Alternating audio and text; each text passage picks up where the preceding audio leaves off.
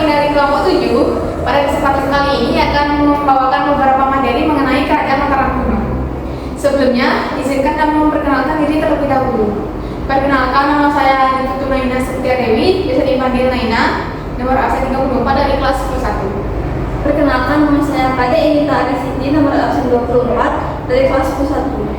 Perkenalkan, saya Indus Karyana, nomor absen 5, kelas 21. Oke, materi pertama yang akan dibawakan oleh saya, yaitu asal-usul kerajaan Mataram kuno. Kerajaan Mataram kuno merupakan kerajaan lanjutan dari kerajaan Kalinga pada abad ke-7. Raja pertama yang tercatat dalam sejarah yakni Raja Sanjaya. Di masa ini terjadi persaingan politik antara dinasti Sanjaya dengan dinasti Syailendra yang bertepatan pada Pulau Jawa, dan Raja Sanjaya berhasil mengalahkan musuh-musuhnya dan mendirikan sebuah kerajaan. Dan kerajaan itu dikenal sebagai Kerajaan Mataram kuno atau Kerajaan Redang. Sebelumnya, mohon maaf tidak ada data informasi kapan berdirinya Kerajaan Mataram kuno dikarenakan kekurangan data yang didapat. Lanjut, nama Mataram kuno diambil dari daerah Lumbung yang dikuasai Raja Sanjaya, yakni Prasasti Mariasi, sebagaimana penyebutannya, yakni Rakai Mataram Sang Ratu Mataram. Mataram kuno juga awalnya berada di Jawa Barat, tetapi terjadi perpindahan pemerintahan dan Kerajaan Mataram kuno berpindah ke Jawa Timur. Maka dari itu, Kerajaan Mataram kuno ada dua periode, yakni periode Jawa Tengah dan periode Jawa Timur. Selanjutnya, sumber data tertua dari Kerajaan Mataram kuno adalah Prasasti Janggal yang dikeluarkan oleh Raja Sanjaya dan berisi informasi tentang bangunan suci dan hingga di sebuah bukit. Dan sebuah bukit ini kadang dikaitkan dengan Candi Gunung Wukir yang terletak di Kabupaten Magelang. Selanjutnya, pada awal didirikannya, Mataram kuno terletak di wilayah Popitu sebagaimana tertulis dalam Prasasti Mariasi, yakni Katuan Rimadang Bumi Mataram Potu. Adapun dalam Prasasti Siwagra, yakni disebut bahwa keraton kerajaan berpindah di Mangkatipura. Sebelumnya wilayah Popitu dan Mangkatipura sering disebutkan sebagai sekarang, yaitu daerah Kedu dan Yogyakarta. Selanjutnya yaitu lokasi Mataram kuno, yaitu lokasinya Kerajaan Mataram kuno berlokasi di pedalaman Jawa Tengah di sekitar daerah yang dialiri sungai, yakni Sungai Progo, Bogowonto, dan Begawan Solo. Daerah ini juga dikelilingi oleh banyak pegunungan. Selanjutnya materi akan disampaikan oleh teman saya.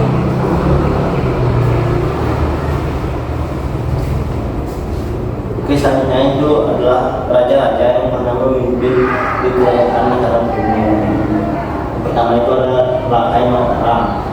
Rakai Mataram adalah raja pertama yang memimpin di kerajaan Mataram kuno pada abad ke-8. Kedua itu Rakai Padangsaran. Rakai Padangsaran adalah raja yang memimpin kerajaan Mataram kuno pada abad ke-8 sampai ke-9. Dia berasal dari Wangsa Sanjaya. Dia juga mendirikan beberapa candi penting, yaitu Candi Borobudur, Candi Kalasan, dan Candi Sewu. Rakai Wara adalah pemimpin kerajaan Mataram kuno pada abad ke-9. Rakai Wara diduga berasal dari Wangsa Sanjaya. Rakai Wara kita kekurangan informasi. Rakai Pikatan adalah pemimpin kerajaan Mataram kuno pada abad ke-9 dan ke-10. Rakai Pikatan dikenal karena kemenangannya atas Balaputra.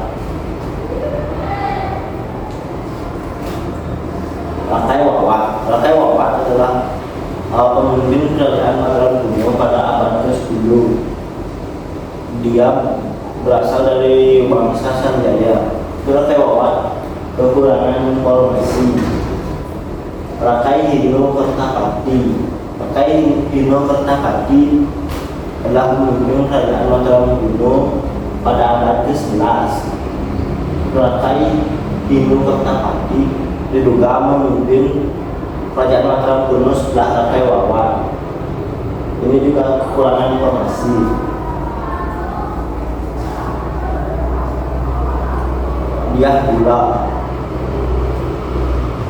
Dia Hula adalah pemimpin kerajaan Mataram kuno yang berasal dari Wangsa Sanjaya dan menganut Hindu Siwa, dan dia berkuasa pada tahun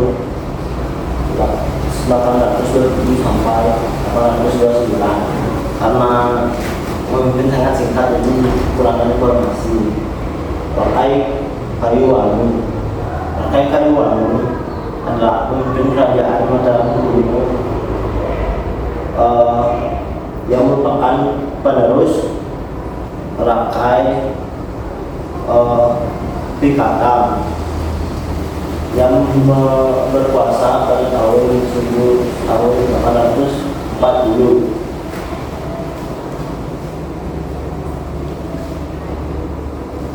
Jambar itu adalah pemimpin kerajaan Mataram kuno yang berperan dalam memperluas wilayah kerajaan dan menyatukan Hindu Buddha. Empu Sindok adalah kerajaan yang memimpin kerajaan Mataram kuno yang memindahkan pusat kerajaan dari Jawa Tengah ke Jawa Timur. Dia berkuasa pada tahun 928 sampai 947.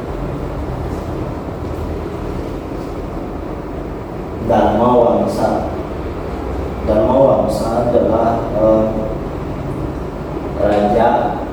raja yang berusaha. Dharma Wangsa adalah raja yang ambisius. Dia yang memimpin pada tahun 991 sampai 1016. Airlangga adalah raja penting yang membangun kembali kejayaan Jawa pada tahun 1019 sampai 1042.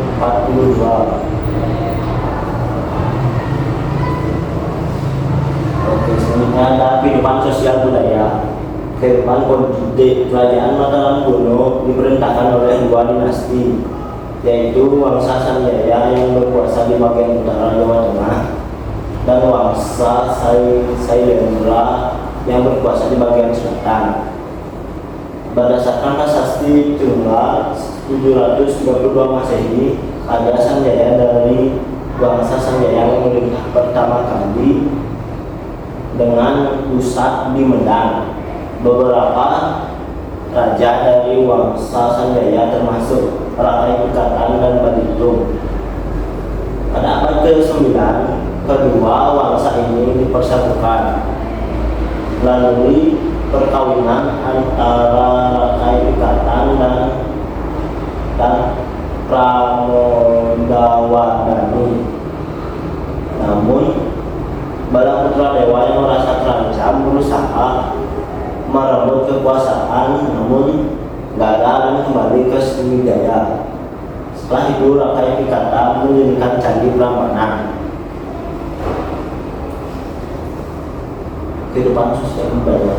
Pada abad ke-10, pemerintahan Mataram kuno mengalami kemunduran dan Empu Sindok memindahkan pusat kekuasaan Jawa Timur mendirikan dinasti Isana. Pada abad ke-11, Dharma Wangsa teguh berusaha menaklukkan Sriwijaya, tapi gagal dan mengalami kehancuran. Putra Dharma Wangsa Airlangga yang selamat menjadi raja pada 1019 Masehi memperluas wilayah dan membagi kerajaan pada 1041 menjadi kerajaan Jenggala dan kerajaan Andalus. Aspek ekonomi, oleh karena letak kerajaan ini berbeda di daerah pedalaman, kerajaan Mataram mengembangkan ekonomi agraris. Dalam perkembangannya, kerajaan ini pun mulai mengembangkan perdagangan di area sekitar Sungai Bengawan Solo. Presentasi selanjutnya akan dilakukan oleh teman saya. Baik, di sini saya akan menjelaskan beberapa poin mengenai Kerajaan Mataram kuno. Poin yang pertama yaitu masa kejayaan Kerajaan Mataram kuno. Kerajaan Mataram kuno mencapai masa kejayaannya di bawah kepemimpinan Raja Malitung tahun 898 sampai 910. Perekonomian masyarakat pada masa ini bergantung kepada pertanian. Sesuai apa yang disebutkan dalam Prasasti Canggal, daerah Jawa merupakan daerah yang kaya akan padi. Sebagai kerajaan yang agraris, Kerajaan Mataram kuno tentu memiliki peradaban yang maju. Dibuktikan dengan adanya pembangunan dari Candi Borobudur yang dibangun pada masa Sailendra dengan bercorakkan Buddha, dan Candi Prambanan yang dibangun pada masa Wangsa Sanjaya yang bercorakkan Hindu. Selain itu, masyarakatnya hidup rukun dalam keberagaman agama yang berbeda, yaitu agama Hindu dan Buddha. Poin yang kedua yaitu masa keruntuhan dari Kerajaan Mataram kuno. Yang pertama yaitu kemunduran politik dan ekonomi. Pada abad ke-10, Mataram kuno di Jawa Tengah mengalami kemunduran dalam aspek politik dan ekonomi.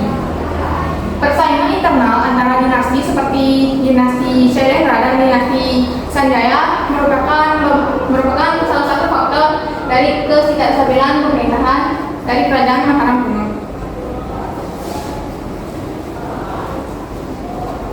Faktor masa keruntuhan Kerajaan Mataram kuno yang kedua yaitu pemindahan pusat pemerintahan oleh Buddha. Pada sekitar tahun 929 Masehi, Empu Buddha memindahkan pusat pemerintahan dari Kerajaan Mataram kuno ini dari Jawa Tengah ke Jawa Timur. Alasan pasti mengapa pusat pemerintahan Kerajaan Mataram kuno dipindahkan oleh Empu Buddha belum diketahui pasti, namun dapat diketahui bahwa pemindahan ini dilatar belakangi oleh bencana alam dan serangan dari kerajaan luar. Empu Buddha mendirikan dinasti Isana untuk menggantikan penerus Mataram kuno.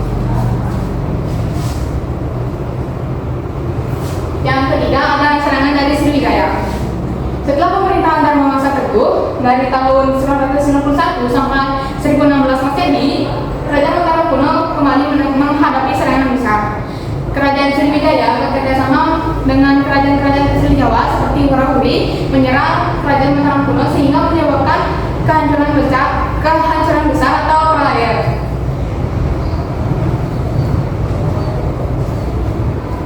Yang selanjutnya adalah munculnya Airlangga.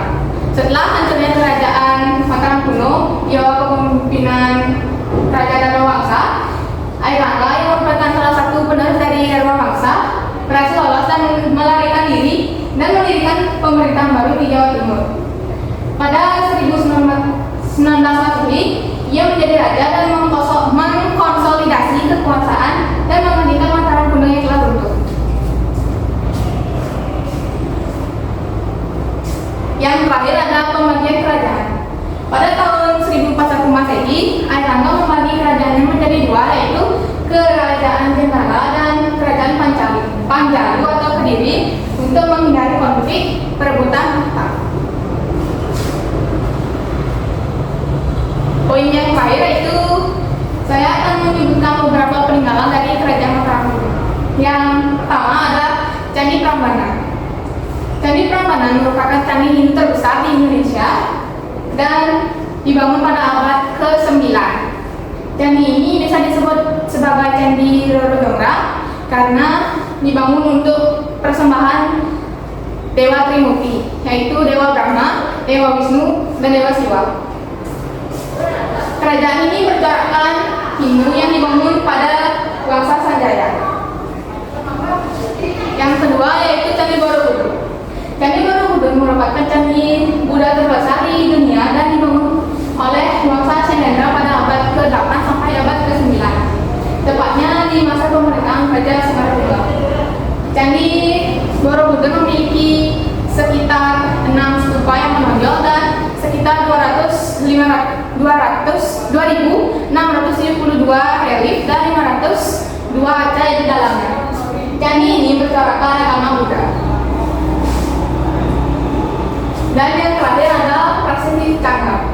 Prasasti Canggal ini ditemukan di Canggal, Jawa Tengah, yang merupakan salah satu bukti tertulis pertama yang menunjukkan berdirinya Kerajaan Mataram Kuno di bawah kepemimpinan Raja Sanjaya.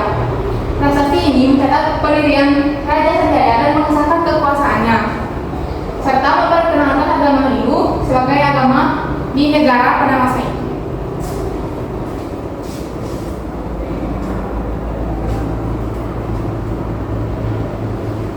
Baik, sekian poin-poin yang dapat kami sampaikan mengenai Kerajaan Mataram Kuno. Terima kasih telah menonton. Jika ada pertanyaan, silakan komen di bawah. Terima kasih. Terima kasih.